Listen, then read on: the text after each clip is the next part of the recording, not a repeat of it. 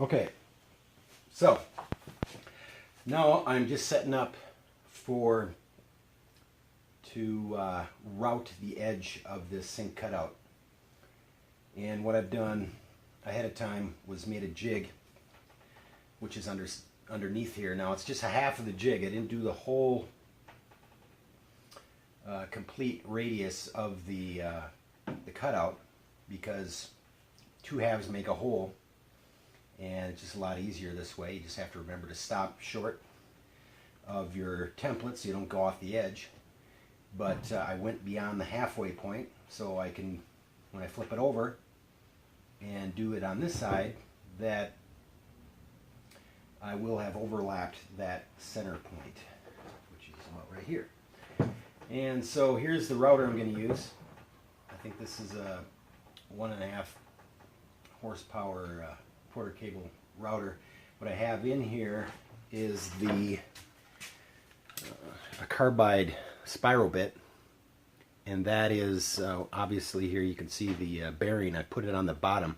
I have other cutters that have the bearing on the top, so but I like this spiral cutter. It's a lot cleaner, more forgiving, and that is why I've put the jig on the bottom, so that will ride down there. Now in this space I can't route because the bolt here, the nut, would hit that. So I'm going to do just a little bit at a time, and that's the best way to do it anyways, is to, in this case I clamped it, not only the jig to the countertop, but now the countertop and the jig to this table and this work table. So there's the introduction. Now, as you can see, the grain is going in a certain direction, and in a lot of cases, especially solid like this is solid bamboo. I'm not going to want to just haul into this. What I want to do is come into this corner, rather than coming in like this, although I do have the spiral bit, I'm going to back cut it. Now this technique is really helpful. It helps you clean up the material, get rid of the majority of it, less chance of chipping, and then going backwards like this direction, and then cleaning it up by reversing that direction, which this would be against the grain. As you can see, grain is running this way. Cutting in, going around like this, is cutting against the grain, which is more susceptible to chipping. Now on this corner it's not the case, because now the grain is going the other direction.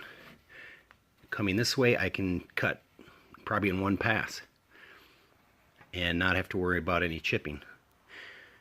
At the same time, taking my time to go slowly, not to make a mistake.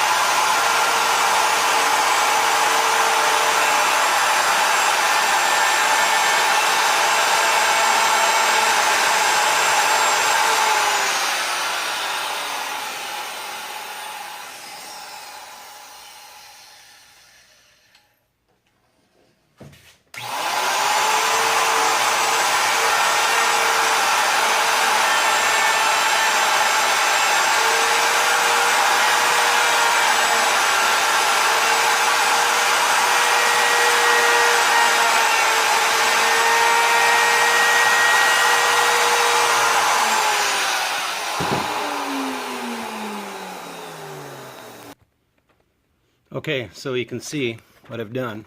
I don't know if you can see this in there, but that radius that I did is completely, perfectly flush with the jig.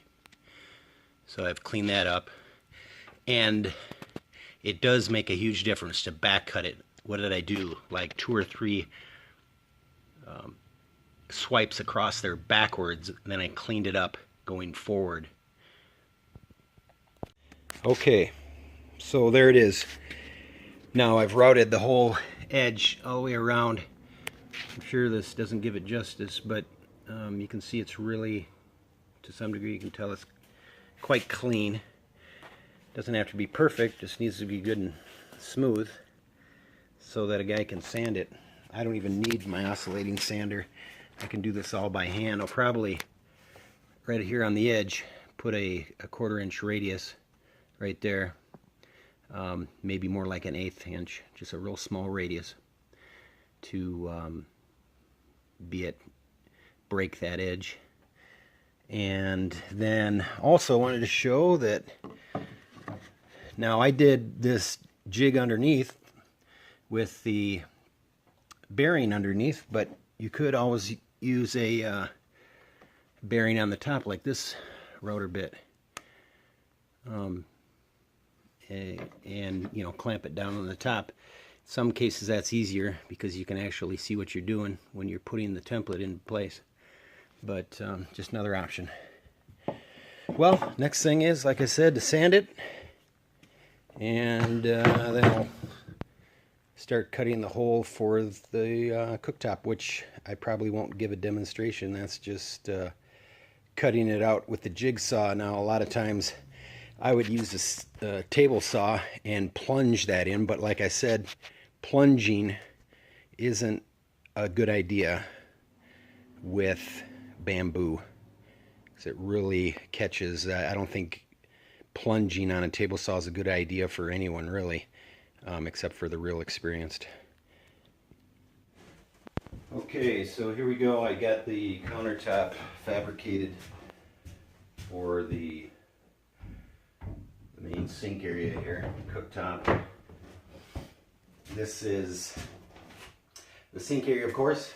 I've sanded the edge here and drilled a hole for the faucet, and routed this edge. I ended up putting a router bit that is an 1/8 inch bull nose on it, and so I put that on. I ran the router around here just to get rid of the sharp edge for the cooktop, but I also, I think you can see from the video that this is now 1.5 inches thick. I've glued on the edge underneath, as well as the end here on the end of the top. So that's now 1.5 inches thick as well. And I've cut it, or I should say scribed. I scribed it to the back wall here to get it pretty tight, because I don't think I want to put a backsplash in. It just takes up space. I'm just going to use this back wall. This will be finished, of course, anyways, at some point anyways. And I scribed it up against the wall here, so it's a good tight fit. Okay, so I just for demonstration, I've attached these cleats onto the bottom of the cutout here to simulate the undermount sink, which has a bit of an overlap. And what I've done is made an insert for this, I guess this, call this a cutting board or what have you, that will fill up the sink area. As you know, in RVs you don't have a whole lot of counter space, so I thought this would come in handy when we're not using the sink itself. You can just slide that over to the side, use it for cutting, use it for preparation, for whatever, reading a book, whatever you want to do to use this space. And so what I've done here is routed the edge of it as well to soften up that edge, and then put a hole in it, of course, to be able to grab a hold of it, pull it out of there. And then here on the end, I have made that leaf that I talked about in the other video. So what I'll end up doing is attaching that here, like I talked before. This panel right now is not attached completely to the wall, and it will be. So Although I probably still am going to cut a little bit off the back of this so that it clears the wall. I don't want it rubbing up against the wall, leaving a half moon mark on the wall. So that will go right there, and add that 18 inches of workspace.